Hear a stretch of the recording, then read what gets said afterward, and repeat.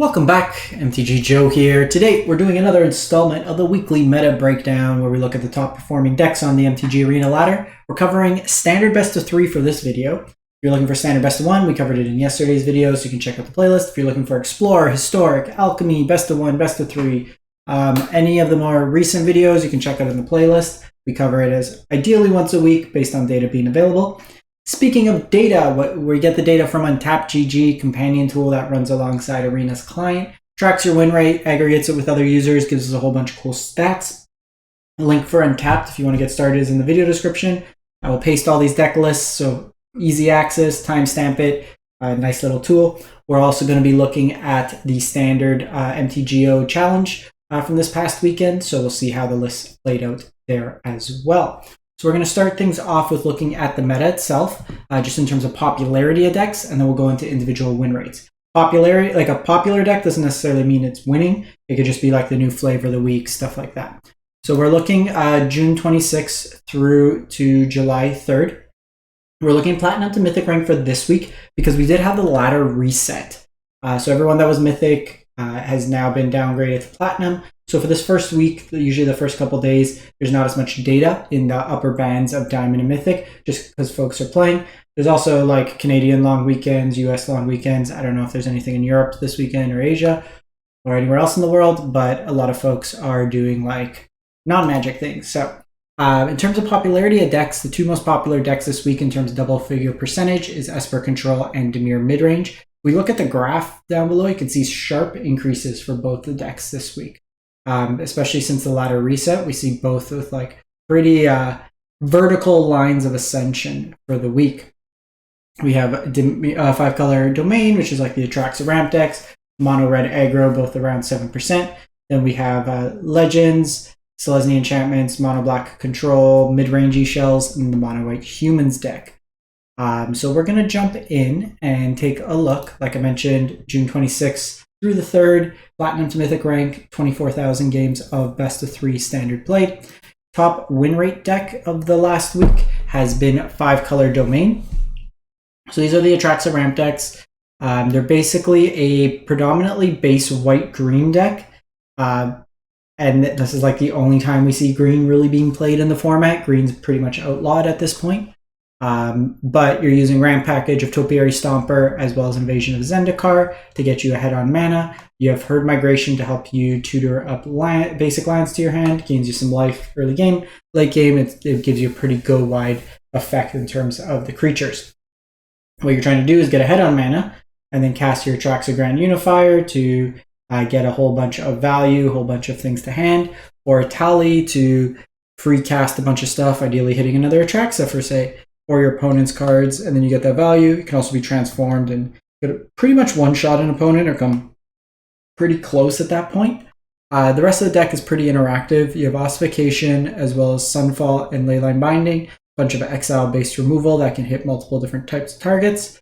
You have Archangel of Wrath, which can gain you some life and then shoot down some stuff. And then the versions now have recently been adopting some copies of Make Disappear in the main as a way to kind of hit your opponent's kind of big spells as well.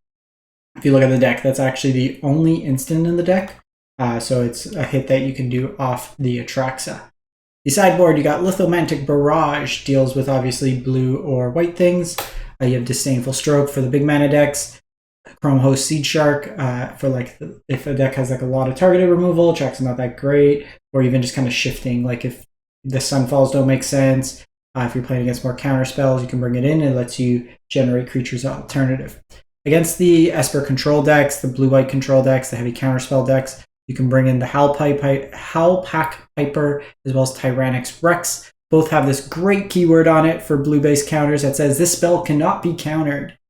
Same with the Rex. So the Howlpack Piper lets you kind of cheat into play some of your big threats without having to use the ramp. So you can kind of replace the Invasion of Zendikars, play the Piper, and then this lets you cheat into play like your Atraxas or stuff like that, get them on their counter spells. The Rex is just a big body with haste that has ward and can also toxic out your opponent, so it gets around the lifelink. And then against like the really kind of go wide strategies, you have Vanquish the Horde in here as well. We then move to Mono White Humans. So this is an interesting list. It's kind of like a soldiers mono white list with some humans, kind of a mix of both worlds. So you have obviously like the Valiant Veteran that plays with the soldier package. So your recruitment officer, Brutal Cathar, Resolute Reinforcements, Thalia. But then there's overlap with all these soldiers also being humans. So they get the buff from the Copper Coat Vanguard, which is nice. And then the the Adeline tokens are also humans. So they get the buff as well.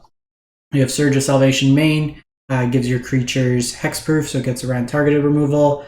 Also, incidentally, very good against like black or red things because you could prevent the damage in that case.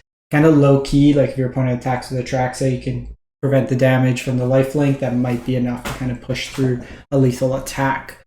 Some Mishra's Foundries in the mana base as well. Your sideboard, you got Lay Down Arms as removal.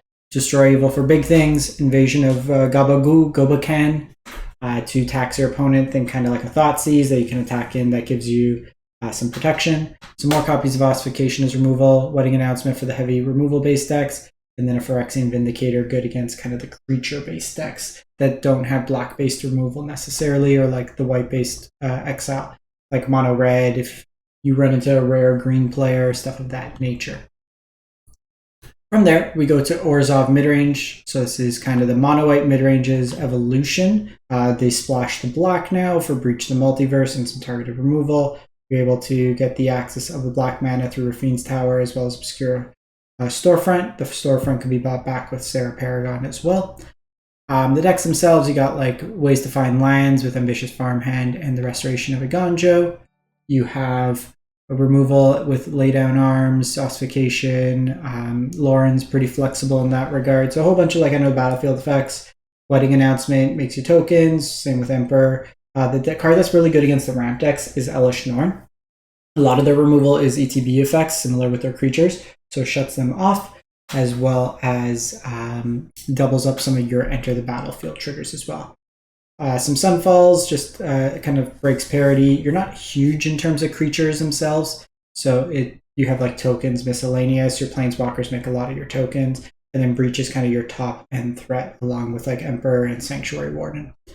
You have cutdowns for more early removal, Duress for the big mana decks, control decks. Go for the Throat is more removal. Invasion, similar effect idea. Tax effects. The Knockout Blow is very good against like mono red, but just incidentally against like creature combat.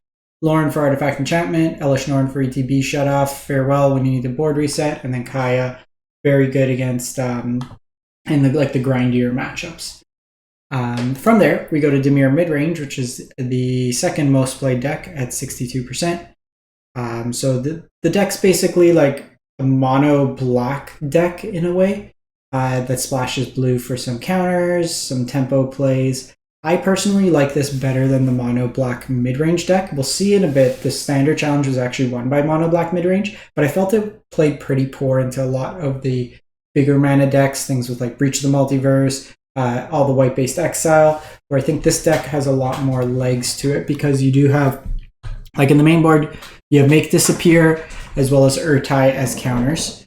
You have like ways to kind of tempo your opponent. Teferi's multiple card draws. Kaido could be card draws. Both Kaidos actually are card draw, which plays pretty nice. And then those don't get hit by things like Farewell. The mono black deck will play Phyrexian Arena in the sideboard, but that incidentally gets hit by some of those same hate pieces. The Mastermind's nice because if your opponent draws multiple cards, so do you.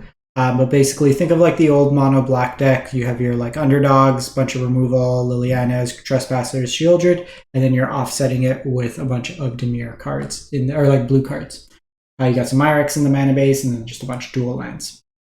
Sideboard, more early removal, big mana decks, control decks. You have this Duress, some counters as needed. Honestly, like the way the format's kind of shaping, either a second copy of Negate or Disdainful Stroke could very much be warranted. Shieldred's Edict to get hit Planeswalkers, Glistening Deluge for the go wide decks, particularly like Wedding Announcement style strategies. More Graveyard Trespassers for graveyard hate, also good against like a lot of targeted removal. Arena for the grindier matchups, Shieldred for like anything that's drawing a lot of cards, life gain matchups, mono red, and then Whack for like the white based matchups. From there, we go to aforementioned Esper Control, so the most played deck, 60% win rate. So this is a deck that's not going to win necessarily that quickly and is looking to just say no over and over and over again. 5 sweeper-based exile effects, multiple ways to kind of reset the board. You have Void Rend to blow up like Rend pretty much any target that's not in land. Bunch of counters, bunch of removal, some incidental like life gain with Sunset Revelry, as well as the Wandering Emperor, card advantage and Memory Deluge. Basically, the way you're winning this game is either the Wandering Emperor, the token from Sunfall, or these Myrex tokens. Otherwise, you're just grinding out your opponent. You technically can find a win condition with Siphon Insight. That is a 1-of that can be technically cast 2 times, but predominantly you're winning with one of these 3 cards. So you're not closing the games out necessarily that quick, but you might just get your opponent so discouraged that they're just like, I don't want to play anymore. I'm picking up my ball. I'm going home. You have hand hates, more counters, more Siphon Insights for like the big mana decks grindy. Against the aggressive decks, you have Sunset Revelry. Nice post board is oftentimes people will take out some of the removal against you because there's not a lot of targets in the deck. So you bring in like Chrome Host Seed Shark as well as Shieldred to kind of grind those elements. You also have temporary lockdown for the more aggressively slanted decks. And then we'll go to mono red aggro, kind of fallen off. It was higher percentages the last couple of weeks, but you're kind of tried and true aggressively slanted burn deck. In best of 3, you typically see more copies of Invasion of Tarkir getting played as opposed to like the linear aggro, since the decks tend to have a little bit more big mana, a little bit more interaction. There's the presence of more mid-range, so you need to kind of shift it a little bit more mid-range. There's also like Nahiri's Warcrafting to deal 5. You see more Shieldred in best of 3 than best of 1, which tends to be a little bit more linear in terms of aggro. Furnace Punishers to try to deal with the greedy mana bases mixed into there as well. In the sideboard, you have Lithomantic Barrage, Blue and White Hate, Obliterating Bolt for 4 damage removal, Bloody Betrayal to steal big things, get like an Atrax out of the way, a Tali, stuff of that nature. And then for the heavy sweeper decks, you have your Planeswalker package, Chandra, Dress to Kill, Jaya, and then Koth of the Resistance kind of mixed into there, things to not get hit by sweepers, farewells, stuff of that nature. And then just more Warcraftings when needed. So jumping over to the standard challenge, so you have the Swiss in terms of the ranking. The actual tournament was won by Fur MTG, which was on black-based mid-range. So like I was mentioning, it's got like Trespassers, Underdogs, Evolved Sleepers, Phyrexian Fleshgorger is a 4-of in the deck, full 4 of Liliana, 3 Gix Command. I found at times playing this, and there's a video up. Like we ran into 2 Esper Control decks and kind of ran into that. They were playing Breach the Multiverse and they kept stealing my Fleshgorger, which felt terrible because then you have a hard time killing it because you're also on Go for the Throat. So it benefits you, but also hurts you. The Gix Command were okay in the matchup. I feel like if I ran into more aggressive decks in the video, might have had a little bit more text, but against Control, this card's not that great. Lilies are fine. But like you do have a fairly high curve, like you're just not putting as much pressure as I would necessarily like. I personally like Myrex better than Mishra's Foundry in most cases, just because it's repeatable, doesn't expose you to creature removal necessarily on your lands. Your sideboard, you have the Duresses for hand hate, Phyrexian Arenas for card advantage. Path of Peril was another card that's like, it's fine, but it's not a great sweeper because there's a lot of reasonable 3-drop creatures as well, like you see in the mono white deck, stuff of that nature. So only hitting like 2 mana or less isn't fantastic out of it. You don't make treasures in this deck, so you're not really able to kind of hit that. I splashed a couple like white lands just to be able to have the full effect. You have some Sorens as Soren for kind of grind value, some Shieldreds as a way to deal with like Planeswalkers. Same with the Edict. Shieldred also hit creatures. And then Razor Slash for the greedier mana bases. The thing is, like, because so many of the white-based sweepers in this format are exile-based and the removal's exile, a card like Razor Slash and the Tenacious Underdog generally should be cards that are good against heavy removal. But because in this format so much of the removal is exile-based, it just kind of eliminates this type of effect, like Death Trigger, stuff of that nature. So this deck did win the tournament. I personally don't like it, but, you know, to each their own. Similar, there's another version of Mono Black had a similar kind of finish, some kind of minor configuration changes. This figure, whack, parasitic grasp, so some numbers change, a duress in the main, 3 Liliana's kind of replaced there, as well as a Gix in the main here. But in terms of just like the ladder finishes, we had the Esper deck that we just featured was first in the Swiss. We have mono blue that actually finished second, so just kind of getting under them. Interesting to see full for Ledger Shredder in the sideboard. I guess just kind of tweaking your deck to just be more threat dense in those regards. And then you can also have like Blue Sun's Twilight Steel big things, which is kind of cool. You have the ramp deck. This one's actually playing a copy of the Rex main. So just kind of splitting the Rex Itali configuration in the main deck. Also playing a Kaya main as well, which is pretty sweet. We have like the mono black, another ramp deck. This is the Esper deck. This deck's actually pretty sweet. So it's a Golgari deck.